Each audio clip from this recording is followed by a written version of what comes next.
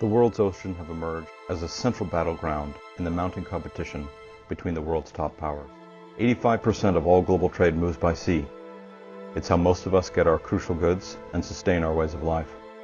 In a matter of a few short decades, China has far outstripped every other country as a source for sea-based trade. Shanghai, the world's largest trading hub, moved 42 million shipping containers last year, almost 6 times more than its largest American competitor. The Singapore Strait has displaced the Suez Canal as the world's most important shipping lane. It's not just commercial trade that relies on the oceans. Almost 3/4 of the world's supply of oil and gas is found at sea or moves by sea to its final market. Data, too. Fully 93% of the data that powers the internet, social media, and global finance moves through undersea cables that line the ocean floor. American internationalism was born at sea, and U.S. naval dominance has long been a crucial feature of American power and leadership. Along with being critically important for trade and energy, oceans are also a literal weather vane of our changing climate and the locale of some of the most important climate science. There's a great deal to gain and a lot to lose on the world's oceans. For now, the U.S. has the only Navy capable of projecting power across the high seas. But China is moving swiftly to compete, and in some domains, like anti-ship missile technology, it has outpaced America.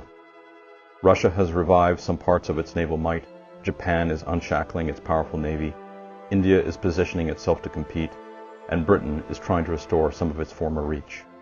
All of this amounts to an ongoing global naval arms race, pitting the world's top military and economic powers in a tense rivalry. Over the past 2 years, the world has witnessed several events that highlight the high stakes at sea. When the massive Ever Given ran aground in the Suez Canal, publics worldwide were awed by images of hundreds of container ships and tankers lined up, waiting to get through that still vital choke point.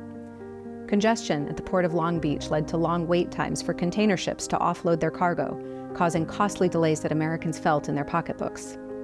An explosion that disrupted the Nord Stream natural gas pipeline that runs from Russia to Germany was a jarring reminder of the vital and vulnerable undersea infrastructure on which most major economies rely.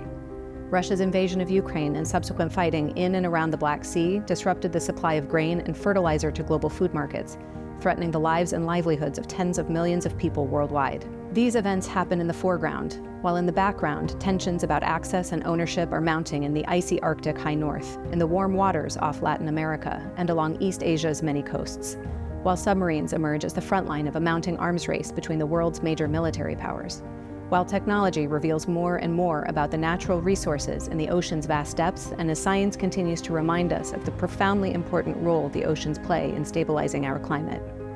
Join us at Brookings as our new series, The Seas and Strategy, engages officials, operators, explorers, and scientists in conversation and debate about the changing dynamics and crucial stakes of competition, cooperation, and conflict on and under the world's seas.